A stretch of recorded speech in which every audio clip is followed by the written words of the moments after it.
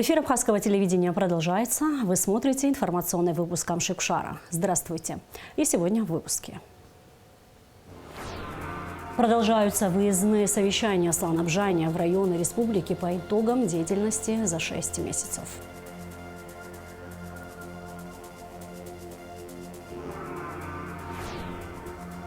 Министр иностранных дел Инал Ардзинба встретился с художественным руководителем культурного центра «Сириус» Хансом Йоахимом Фрай. В Сухумской горской школе после капитального ремонта открылся IT-класс.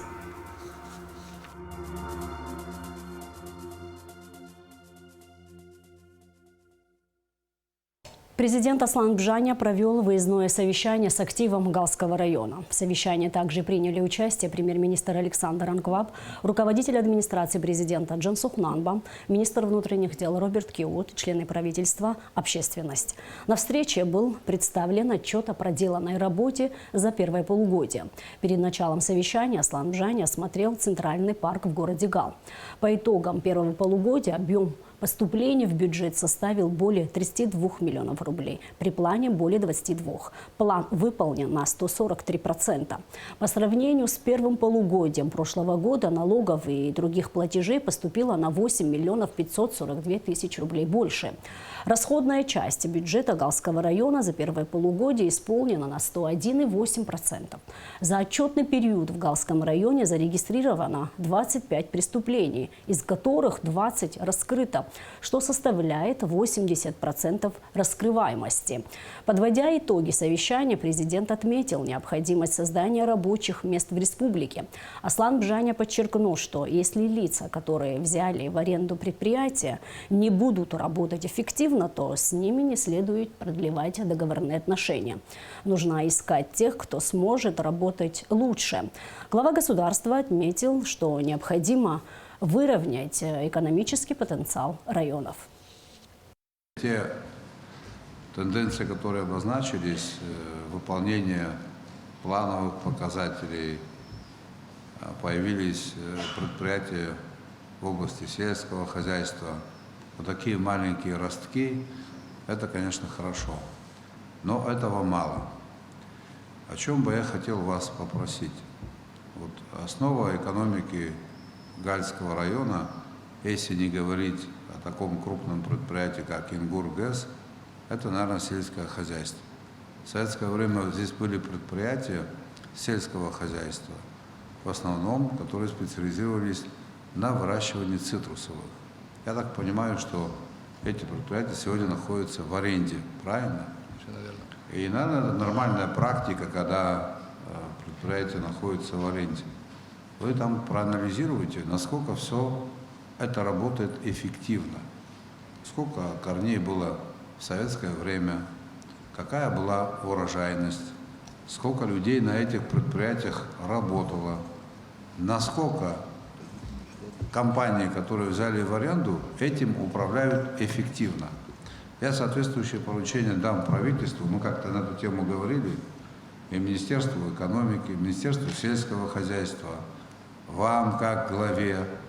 Давайте вот эти предприятия, которые в аренде находятся, сделайте так, чтобы они работали эффективно.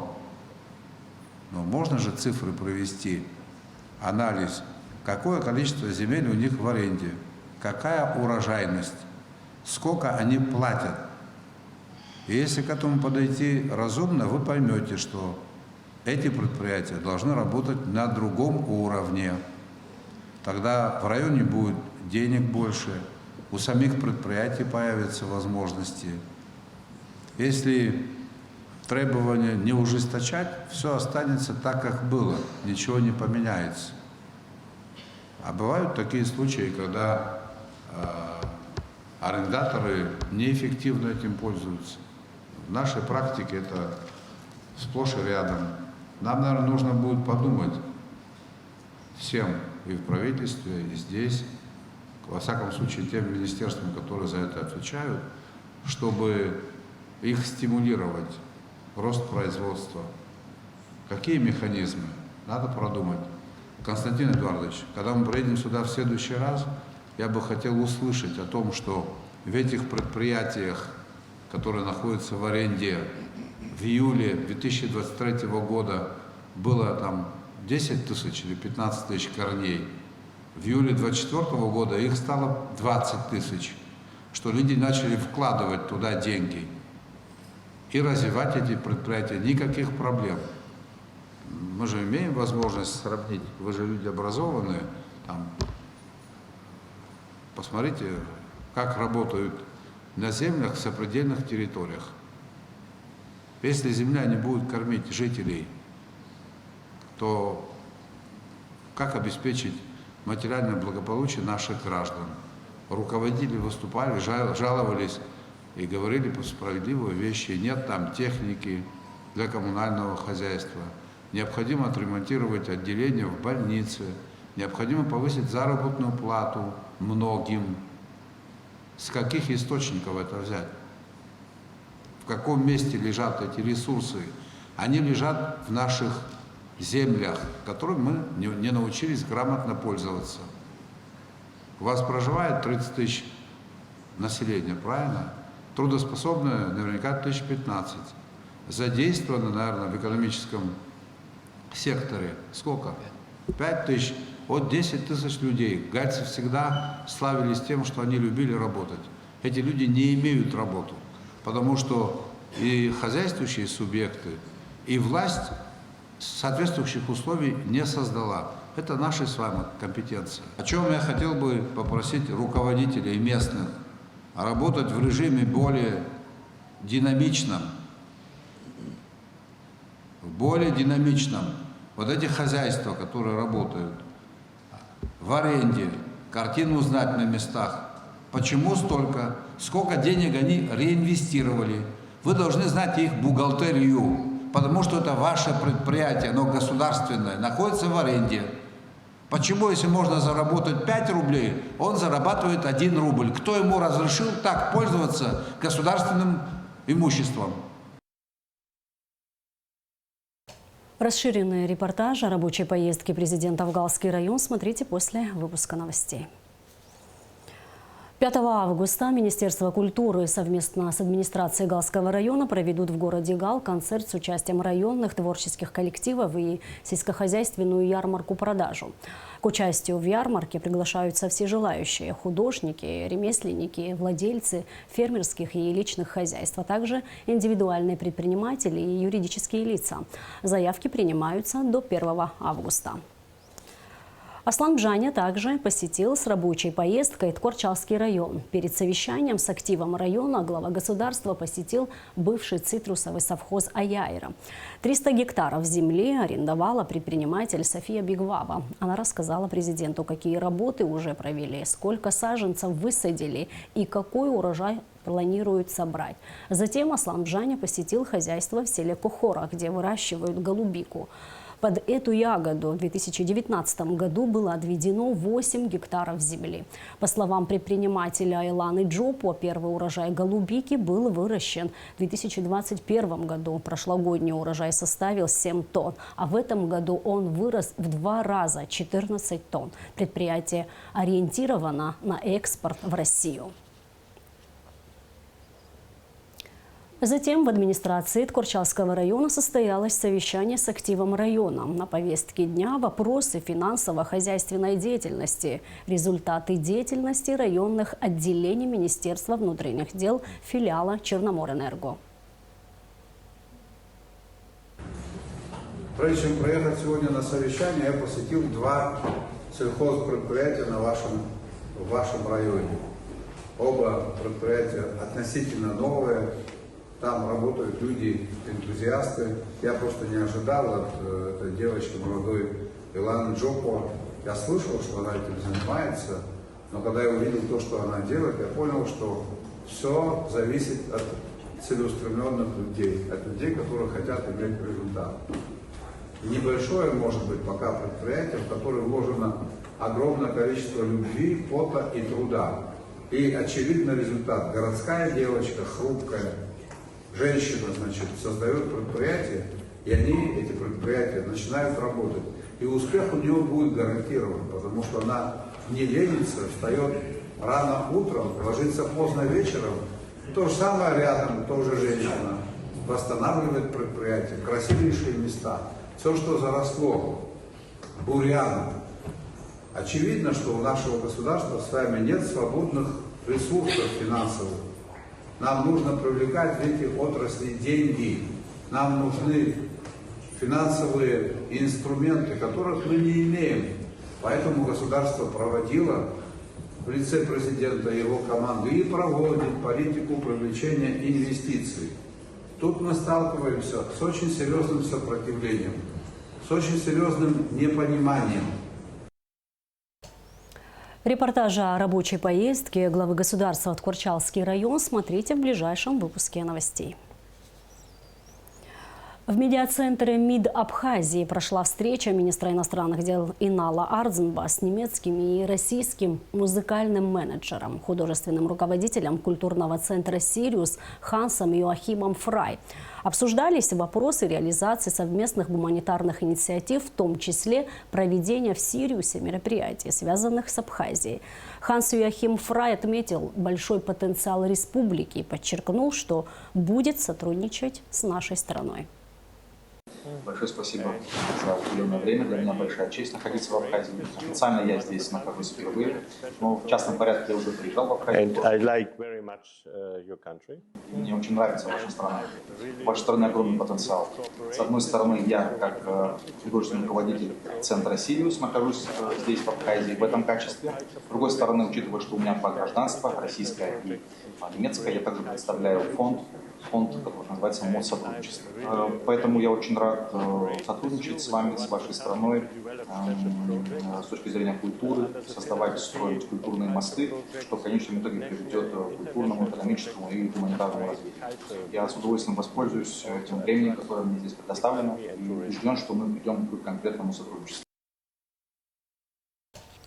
Приезд в нашу страну Ханса Йоахима Фрая стал возможным благодаря работе представительства Абхазии в Германии и лично официального представителя МИД Абхазии ФРГ Хиблы Амичпа.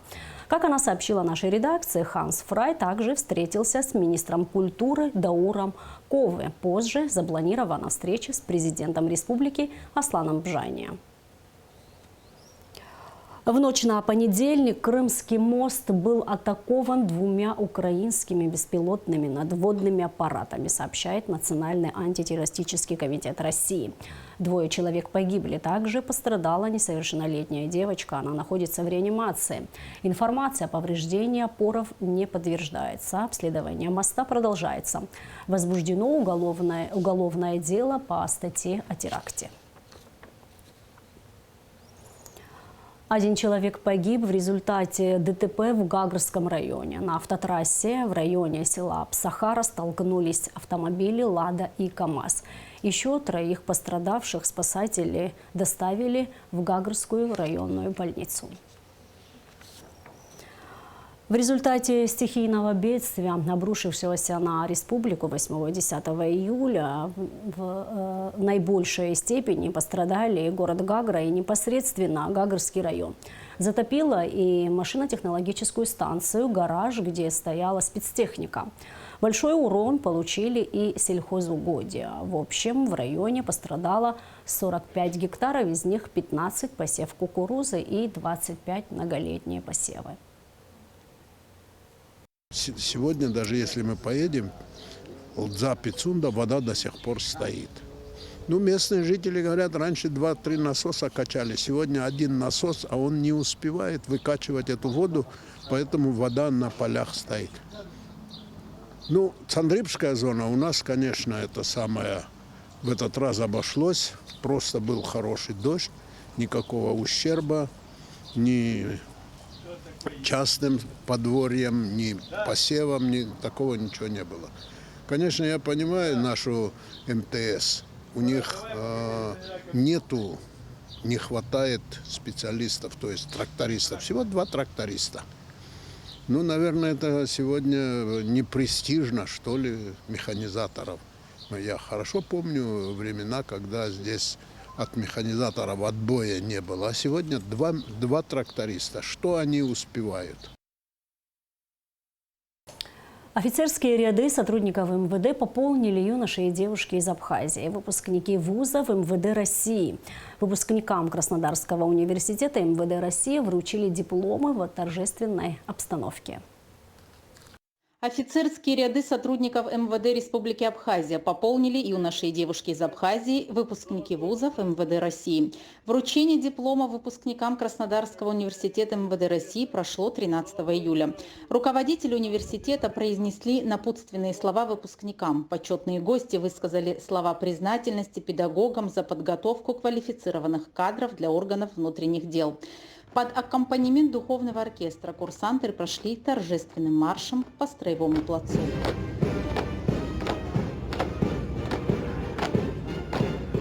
Заместитель министра внутренних дел Абхазии Беслан Чкадо вручил молодым абхазским офицерам дипломы и нагрудные знаки об окончании университета. Краснодарский университет – крупный учебный, методический научный центр МВД России по подготовке, профессиональному обучению, переподготовке и повышению квалификации сотрудников органов внутренних дел. История университета представлена множеством уникальных экспонатов ведомственного музея. На основании соглашения о сотрудничестве между министерствами внутренних дел Республики Абхазии и Российской Федерации от 11 ноября 2009 года курсанты из Абхазии получают высшее профессиональное образование в вузах МВД России. В Сухумской горской школе открылся IT-класс. В кабинете сделали капремонт, оборудовали 20 учебных мест и приобрели современные ноутбуки. С их помощью школьники будут изучать программирование, дизайн и компьютерную графику. Класс запущен при поддержке главы МИД Абхазии Инала Арценба, выпускника 10-й школы. На церемонии открытия класса была Рада Чичава.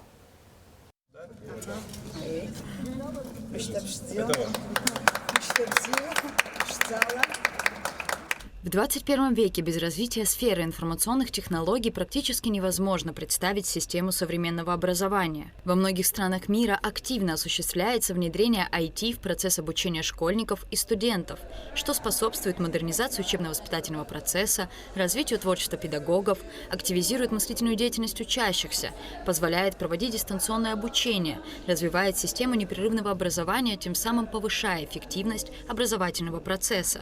Компьютеризация учебного процесса в нашей республике также рассматривается как один из актуальных факторов организации обучения. И теперь на один IT-кабинет стало больше. В помещении, где расположился IT-класс, сделали капитальный ремонт и оборудовали 20 учебных мест. Мы открыли сегодня IT-класс, там все новое и оборудование тоже, за что большое спасибо нашему выпускнику. Сейчас век новых технологий, мы должны в ногу со временем идти, и Инал Батуевич, он это прекрасно понимает. Компьютеры, те, которые у нас были, они были уже устаревшие, сложно было работать с ними, поэтому он увидел, он неоднократно посещал нашу школу и знал, какие проблемы. Для IT-класса приобретены мощные ноутбуки, которые позволят школьникам изучать программирование, дизайн и компьютерную графику. Оборудованный IT-класс позволит ученикам не только полноценно заниматься любой сферой, касающейся компьютерного программирования, но и использовать современные технологии для более успешного обучения другим дисциплинам.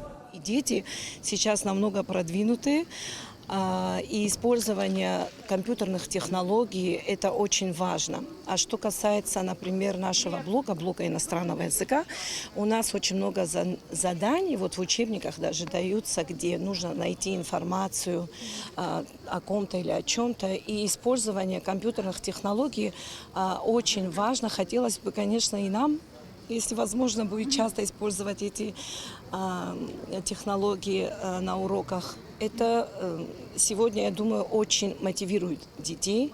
Ученики, пришедшие на торжественное открытие класса, были не только удивлены обновлением, но и крайне обрадованы. Многие из них планируют связать свою жизнь с IT-технологиями и теперь, как отметили ребята, смогут заниматься программированием в стенах школы на должном уровне. Мне очень, правда, понравился класс. Мне кажется, это открывает больше возможностей для тех, кто просто учится в школе, для тех, кто хочет углубиться в сфере IT-технологий и вообще войти по этой сфере по жизни. Мне очень приятно, что нам сделали вот такой подарок. Будет очень хорошо, когда мы будем проводить здесь уроки. Для будущих поколений тоже это будет благоприятно. Вообще оформление само очень красиво здесь все выглядит. И компьютер, естественно. Мне все очень понравилось, очень нравится сам класс, весь этот очень стильный, минималистичный, в общем, понравилось все. Думаю, пойти как-то на 3D-моделирование. Главная цель запуска кабинета – популяризация сферы информационных технологий среди учеников. Ведь в мире, в котором технологический прогресс достиг невероятных высот, воспитание кадров для развития IT-сферы неоценимо важно. Рада Чачава, Заур Кварча, Абхазское телевидение.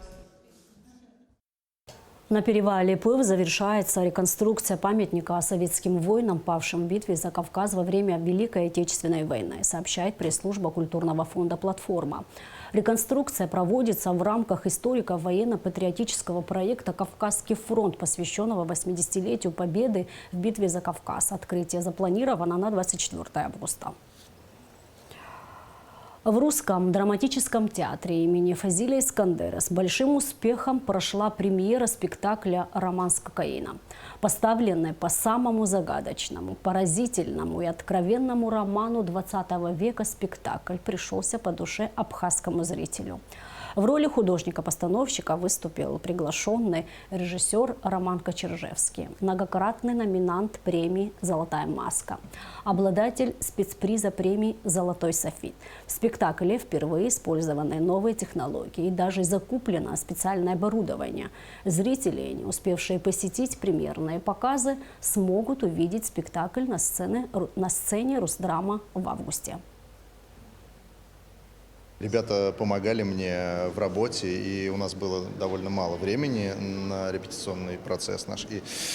И мы так отчаянно почти ночевали там в реп-зале, и ребята, и их индивидуальности, и их командная способность работать в команде очень помогала этому процессу. «Роман с кокаином» стал вот таким одним из важнейших текстов русской литературы 20 века.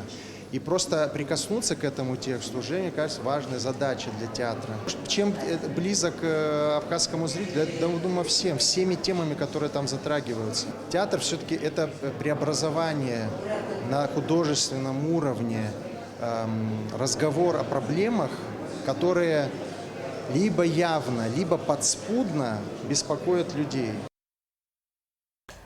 Столичной администрации вручили благодарственные письма предпринимателям и рестораторам города Сухум, которые приняли участие в праздновании Дня города и безвозмездно угощали всех гостей праздника абхазскими национальными блюдами и яствами. Подробнее в материале пресс-службы администрации города. В этом году администрация столицы подготовила разнообразную и интересную программу для жителей и гостей республики в день празднования Дня города 8 июля. Среди них абхазское подворье Апа-Ашта на набережной Махаджиров. В сквере у мостика счастья открыли самый настоящий гостеприимный абхазский двор. Установили шатры с национальными блюдами и яствами, домашним вином и напитками. Тут же стоял большой мангал, где на вертеле жарился бычок. Государственный музей провел выставку «Абхазский быт». Посетителям представили разнообразие утвари домашнего обихода. Фоном звучала национальная музыка и народные песни в исполнении ансамблей «Гунда» и «Апсны-фолк», которые и для делегаций российских городов-побратимов предусмотрели репертуар. Словом, в Апа-Ашта было все, что можно увидеть и вкусить в абхазском подворье.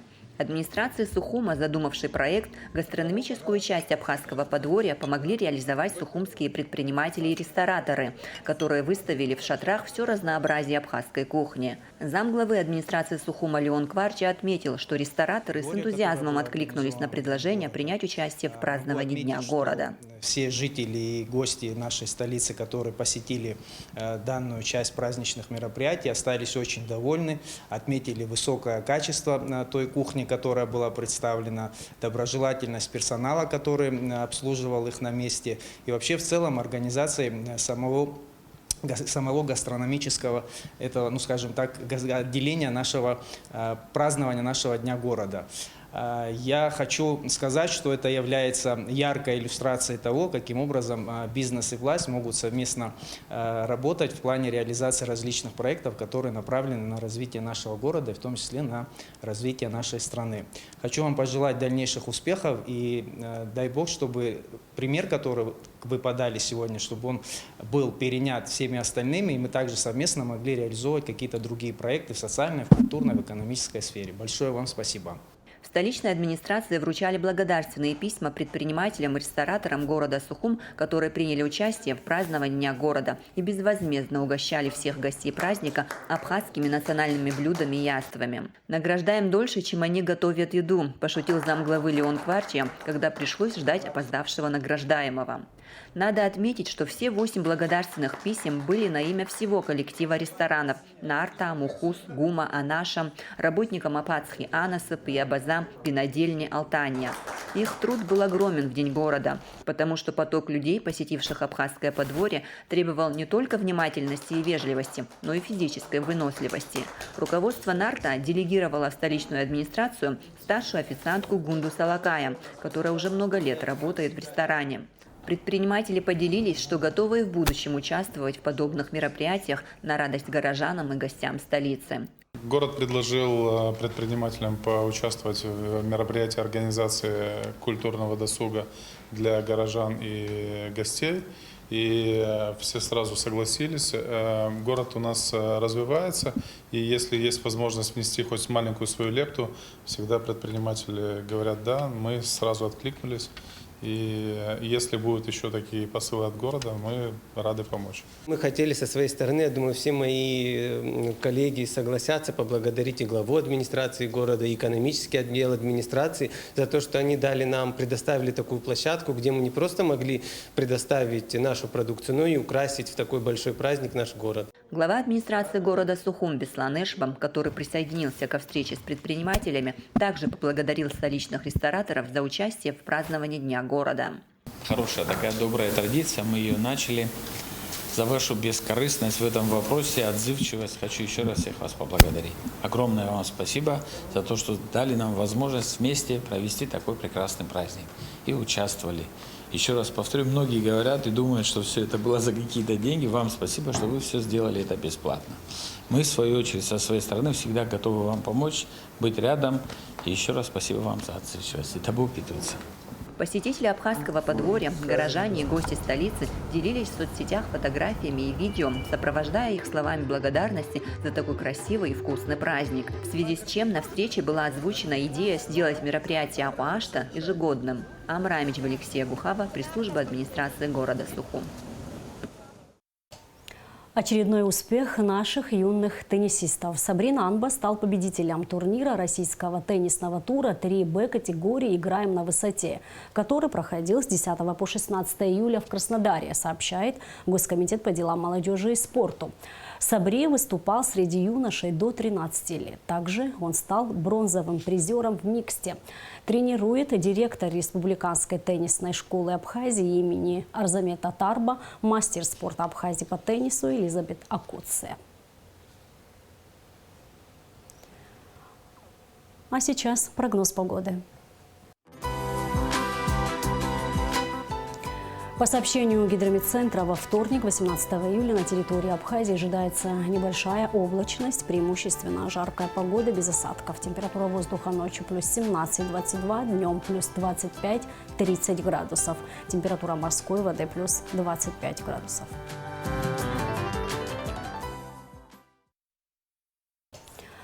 И на этом наш выпуск завершен. Спасибо за внимание. Всего вам доброго.